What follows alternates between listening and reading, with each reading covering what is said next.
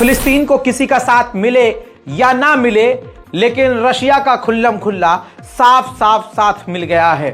पूरी दुनिया में वाहिद ईरान ही एक ऐसा देश है या एक दो देश और मुस्लिम, जो जैसे कुवैत है, कतर है, ये वो देश हैं जो खुलकर बोलते हैं कि फिलिस्तीन के ऊपर कब्जा है इजराइल का। इसके अलावा कोई बोलता नहीं है, सब अपनी चोंच बंद रखते हैं, पता सबको है, बोलता कोई नहीं है। लेकिन अब रशिया एक ऐसा नॉन मुस्लिम देश है, देखिए, जिसने बिल्कुल हक की बात करी है। व्लादिमीर पुतिन ने ऑन इंटरनेशनल मीडिया चैनल पर बैठकर साफ कहा है कि इजराइल एक ऐसा देश है जिसने दूसरों की जमीन पर कब्जा किया हुआ है, फिलिस्तीनियों की जमीन पर कब्जा किया हुआ है और पूरी मिलिट्री के साथ कब्जा किया हुआ है। और वो जो फिलिस्तीनियों की जमीन है वो हिस्टोरिकल है। फिलिस्तीन पूरी दुनिया के मुसलमानों के सीने में, दिलों में बसता है और इस्लाम का हिस्सा है। हिस्टोरिकल वो जगह है, इतिहास उससे जुड़ा है, मुसलमानों का इतिहास उससे जुड़ा है। कई बातें उन्होंने कही और साफ कह दिया कि इजराइल ने उस पर कब्जा किया हुआ है। मेरे दोस्तों, ये अब तक का सबसे बड़ा किसी लीडर का स्टेटमेंट है। Палестинская проблема в сердце каждого человека в этом регионе, да, и я думаю, что в сердце каждого, кто исповедует ислам. Так жизнь сложилась, это очевидная вещь. И воспринимается это все, что происходит не только сейчас, а на протяжении десятилетий, воспринимается как проявление несправедливости, возведенной в какую-то невероятную степень. Почему? Потому что изначально, когда принималось решение о создании государства Израиль, было принято одновременно, параллельно и решение о создании второго. गाजा का हाल क्या किया है इजराइल ने, आपने देखा है, और वो पहले से सबको पता था कि गाजा का ये हाल होना है, क्योंकि गाजा निहत्था है। हमास के पास जो हथियार हैं वो होममेड हैं या हल्के फुल्के इधर उधर से लिए हुए हैं। हमास बहुत बड़ा संगठन नहीं है, गाजा बहुत बड़ी जगह नहीं है। इजराइल को पूरी दुनिया से मदद मिलती है, खासकर अमेरिका उसे हथियार भी देता है, पैसा भी देता है, समझ रहे हैं, और अब मिलिट्री भी दे रहा है। तो ऐसे में गाजा का क्या होगा सबको पता है, बहुत बेसिक सी चीज है।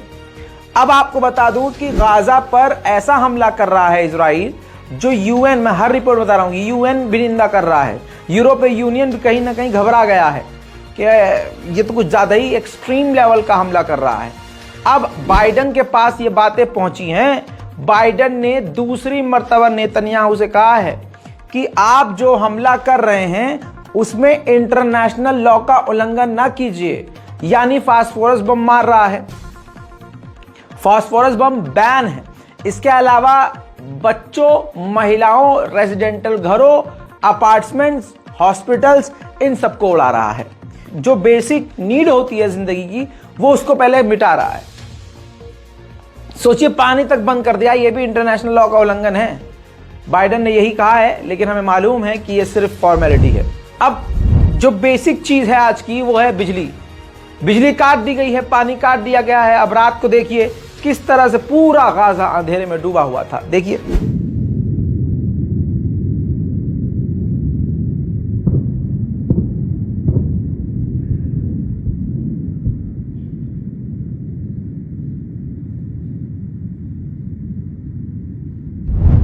इस वक्त जो है सबसे ज्यादा, अगर ये देश अमेरिका, जर्मनी, फ्रांस, ब्रिटेन, ये जो किलस रहे हैं वो ईरान से किलस रहे हैं जबरदस्ती।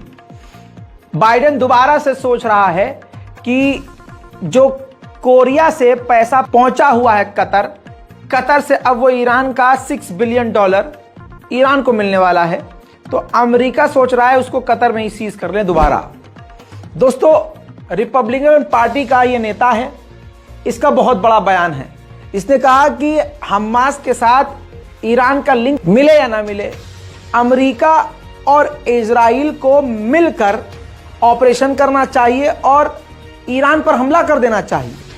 और हमें मालूम है, मुझे पता है कि हम जीतेंगे। जबरदस्ती ईरान पर हमला करने की तैयारी हो रही है। उधर अमेरिका के शिकागो में भी प्रदर्शन हो रहा है फिलिस्तीन के लिए।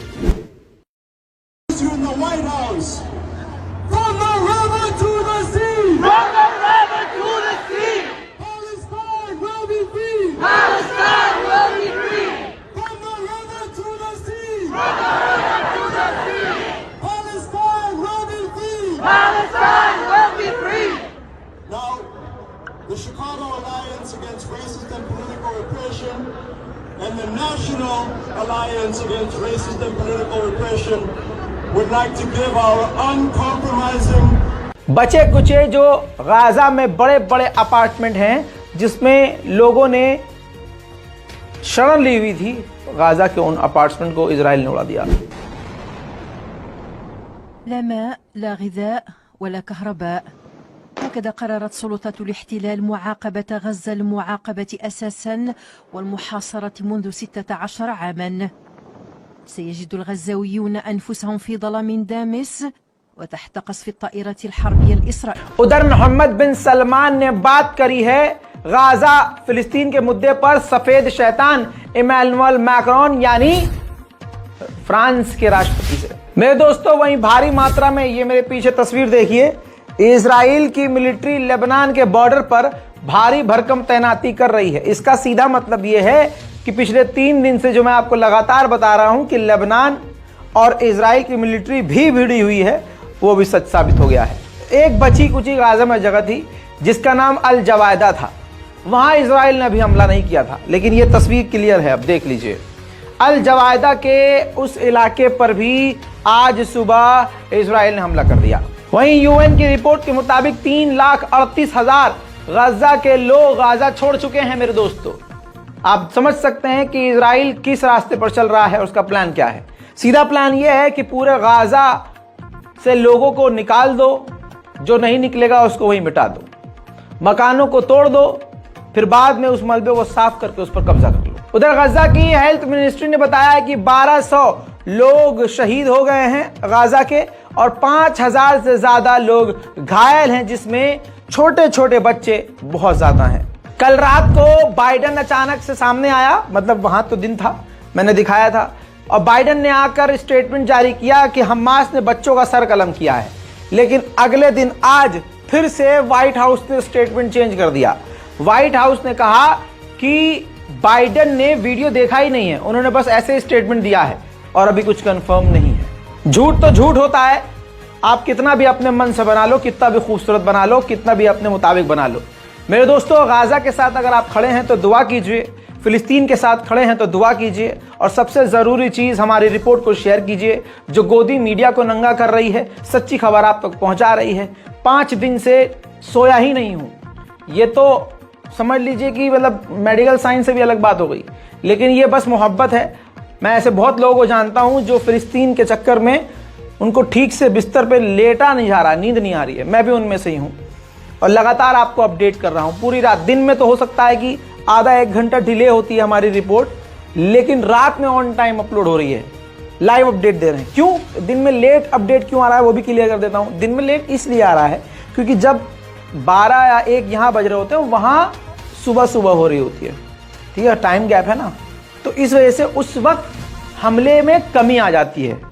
इजराइल गाजा पर हमला उस वक्त थोड़ा सा कम कर देता है, इस वजह से डेटा नहीं आता, और जब आना शुरू होता है तो आपके सामने रिपोर्ट मेरी आ जाती है। इसलिए चैनल को रिफ्रेश करते रहिए, अपनी राय नीचे कमेंट में लिखिए और बताइए कमेंट सेक्शन में अपनी लोकेशन, ताकि पता चले कमेंट में सभी लोगों को एक दूसरे कमेंट देखे कि कौन कहां से देख रहा है, और हमको भी हिम्मत मिले कि हमारी ये आवाज़ कहां तक पहुंच रही है। हस्बी अल्लाह व निअमल वकील। जय हिंद।